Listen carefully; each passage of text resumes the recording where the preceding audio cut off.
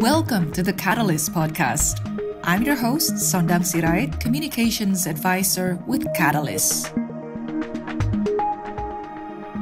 Katalis is a unique 5-year government-backed business development program that unlocks the vast potential of economic partnerships between Australia and Indonesia.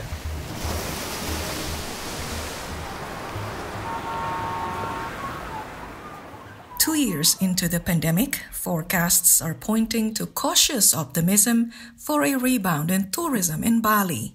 In what seems to be a glimmer of hope, domestic tourism is gradually returning, although the total figures remain below pre-pandemic levels. That's as the government announces a push to develop medical tourism to support the sector and the economy at large. Keep in mind, this year all eyes are on Indonesia, which currently holds the G20 presidency, and Bali as host of the G20 Summit in late 2022. In this episode of the Katalis podcast, we'll dig into the local scene and find out how industry players are embracing a recovery mindset, while at the same time being mindful of potential challenges in such a dynamic situation. Thank you for joining us. We invite you to join in the conversation on social media and our website at IA-CEPA-Katalis.org.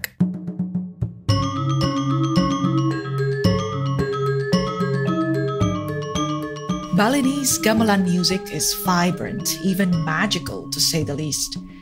But the sound that so often drew crowds has grown much quieter these days. 2 years after the COVID-19 pandemic first hit, the island is still struggling to get back on its feet.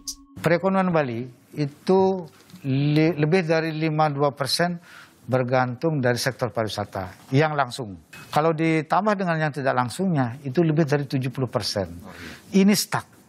Sudah banyak hotel yang merumahkan karyawannya. Itu total tenaga kerja di bidang pariwisata itu mencapai 90.000. Speaking in October last year, Bali Governor Wayan Koster gave a dire picture of the province's economy. More than 52% of its economy, he said, were directly reliant on tourism. Put together, more than 70% of the economy were indirectly reliant on the sector.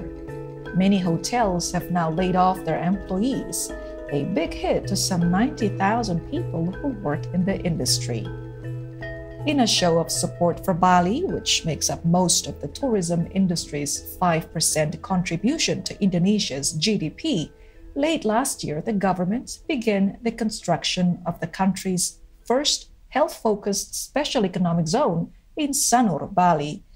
The facility is expected to be fully operational in mid-2023. Dan kita harapkan sekali lagi setelah selesainya rumah sakit Bali International Hospital ini benar-benar semuanya tidak ada yang pergi keluar, semuanya ke Bali dan Bali akan menjadi tempat destinasi wisata kesehatan dan ini akan menaikkan, meningkatkan wisata orang ke Pulau Bali. That was the Indonesian President Joko Widodo saying, when the Bali International Hospital is fully operational, he hopes there will be no more outbound medical tourism, but rather Bali-bound.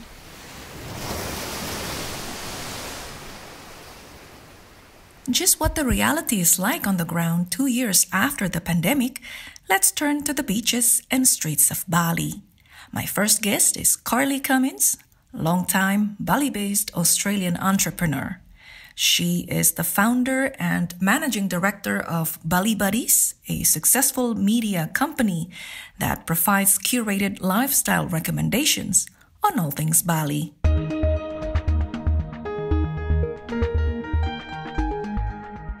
Hi, Karlie. Thanks for being on the Katalis podcast. Thank you for having me on. The pandemic has effectively shut down international tourism, which had always been the mainstay of the island. What we're seeing now is a trend of domestic travelers instead coming to Bali. How has that affected businesses, and to what extent are you making adjustments to capture this market? So that's exactly right. There's very, very little international tourism happening at the moment, like down in the single figures, I would guess. But the domestic tourism has increased during this time because it's also harder for those domestic tourists who would normally travel internationally. They're coming to Bali. So we have enjoyed a really good influx of domestic tourism during this time. But yes, businesses have had to change because domestic tourists and international tourists are different type of holidayers. They like different things, they like different foods, and they like different ways of traveling. So everybody's had to adapt their offerings, right down to activities, menus, the way they package things up together to attract those domestic tourists when normally they would have relied on an international tourist at their venue. Can you give us an example of how you're doing things differently now than how you would have done it before the pandemic? So for me personally, we are a media company. So the majority of our audience pre-pandemic were Australian tourists. So that was where a lot of our articles were written to engage those Australian tourists. Now, obviously, we still love our Australian audience and we keep them Bali dreaming and we know that they're keen to get back. But for us to survive as a company, we had to reach out to a stronger domestic audience. Otherwise, we don't provide much value to our clients if we're not reaching people who can come and visit them during these times. So a change in our business structure is we started to write more articles that attracted what we knew the domestic audience enjoyed. We know they love coming to Bali and getting all of their Instagram photos. So we write articles like, the best places, the best cafes to visit to get your Instagram photos here, or we know that they like different types of holiday packages. So for us, growing our domestic audience has been a really strong focus during this time.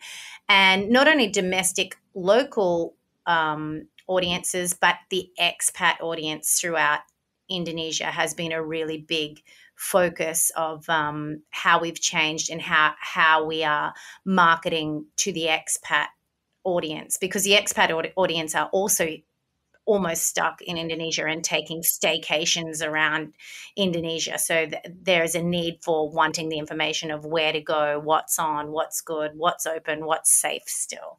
The third change has been the immense interest in people wanting to move to Bali during this time. So now that the world has learned to school online and work online, it's really opened up people's minds to maybe not thinking about taking a holiday, but taking a gap year with their families. And I'm calling that new trend the tempat trend, like the temporary expats that are looking to come to Bali. So we are also creating a lot of content to engage those people who are looking not just to come to Bali as a short-term tourist, but to come for a longer stay. So picking up on the changes that you just mentioned, what would you say is a feasible strategy for businesses in Bali to maintain or increase their competitiveness?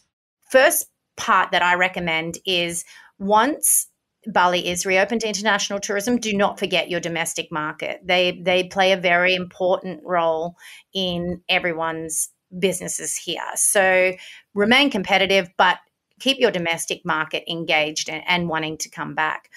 Secondly, embrace your digital reach and that can be done in lots of ways. So obviously social media it plays such a huge role here in Bali. Now you imagine international tourists are going to be returning. They're not going to be knowing whether your business has survived this time or not. What is the first thing they're going to check? They're going to check your Instagram account or Facebook to see when it was last updated, right? So people need to invest time and money and skills into making sure you have an up-to-date and current social media accounts that are user-friendly. Things like in your Instagram, and you have that little link in your bio, you can create a little link tree that has a tab that connects to Google Maps so people can see how far away they are from you. It can have a tab that connects people to your WhatsApp, a tab that connects people to your menu. Make those accounts like mini websites because people are going to be on there. And if you make it as easy as possible for them to get all the information they need and connect with you on those accounts, that will help your competitiveness. Another strategy that has worked really well during this time for businesses is collaboration. So we've seen some amazing collaborations happen with businesses, and sometimes businesses that technically are competitors. A really great example I've seen of that is some of the finer dining venues in Bali. They now have this system where they all recommend each other. So whereas before you probably wouldn't be recommending your competitor, now they realize they need to share these customers. So what they say to their customers, oh, if you really enjoyed this, and I'm sure you're also going to enjoy this restaurant, which is, along the same, level of service and standard that we do. Now, there's no way that would have happened pre-pandemic. But I think it's been a really nice thing that has come out of the pandemic, that it actually shows the old saying, we are stronger together, really is true. So if you can find some strong businesses to collaborate with, I think that will help your competitiveness moving forward in the reopening phase. Karlie, thank you so much for being on the Katalis podcast. My pleasure. Thanks for having me. The key thing then is, if you want that destination to, let's say, be at best practice in its management, you need collaboration and cooperation between the key stakeholders in that region. That means local government, provincial government, national government, tourism industry, and the organizations that help to coordinate the industry, like the tour guide associations and the local community, all thinking the same thing. Developing that organizational system is something that Australia has been doing for, in Queensland, 40, 50 years again. And so they would call this a governance structure, governance of tourism and how it operates, and getting a collaborative rather than top-down directive approach from government to the industry, a more collaborative approach, is something which Australia has also paid a lot of attention to over the years. That was Professor Noel Scott, tourism expert at the University of the Sunshine Coast in Brisbane, providing an Australian perspective as he encourages best practices and sustainability in Indonesia's post-pandemic tourism industry.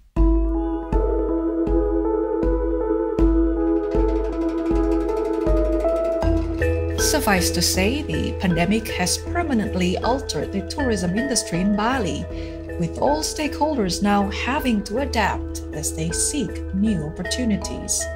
My next guest is Dr. I Nyoman Darma Putra, researcher at the Center of Tourism Excellence at the Udayana University. Thank you, Pak Darma, for being on the Katalis podcast. My pleasure. So, Pak, the pandemic has caused problems on a scale that has never seen or felt before in Bali. From a business perspective, looking back, what have we learned?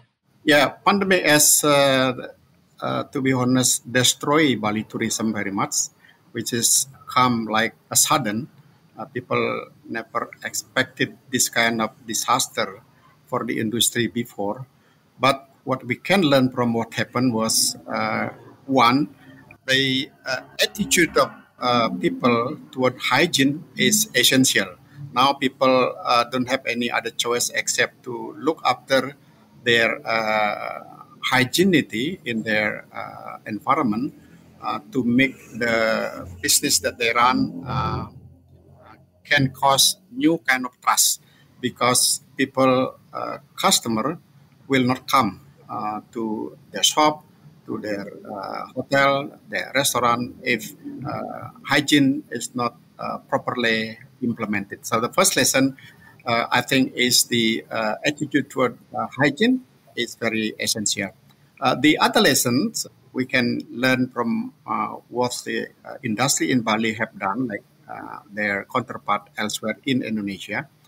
digital facilities become also an essential thing to be implemented. If you go to a restaurant and the waitress give you conventional menu in the form of paper or whatever booklet, as a customer, you might unhappy to see or don't like to touch it.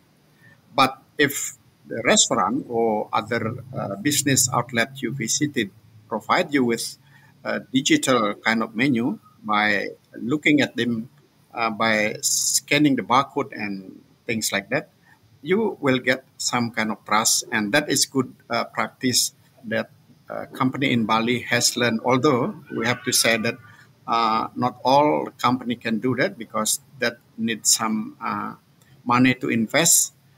I think there are also other things people can learn from the pandemic, but that's two things is really new things that they need to practice in order to get trust from their customer.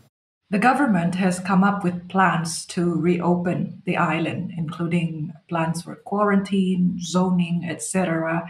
If and when the time comes, is Bali well prepared to welcome international tourists again? The open of Bali for international tourists has been the expectation of every single entrepreneur, business people in Bali. That probably can a good sign that they really want to see Bali open for international visitor, which to my point has indicated the readiness of Balinese people to face the new normal. But if we look at closely, we have to acknowledge also there are a lot of property, hotel, restaurant in Bali destroyed by time because there is no business at all in the last 2 years. So those type of property and also business won't be able to be categorized as ready. But in general, at least halfly, business people in Bali are ready to welcome international guests. Now the problem is government has decided to open Bali last October, by mid of October last year. But in reality, the situation won't allow those policy to become a reality because there's no flight. Our neighbors country like Australia, which is the main market of Bali tourism, still having problem with the virus and Omicron recently, and we just hope that the pandemic end very soon, and by that time, then we can really talk about what it means by readiness and the like. Well, thank you, Pak Darma Putra, for your insight and for being on the Katalis podcast. Thank you very much. As a key industry that provides employment access to many, including a large number of women, there's much at stake in ensuring a rebound for Bali's tourism. As our speakers rightly pointed out, there's a lot of hope being pinned on the ability to foster opportunities to relaunch and improve business competitiveness, not least by embracing skills in digital technology.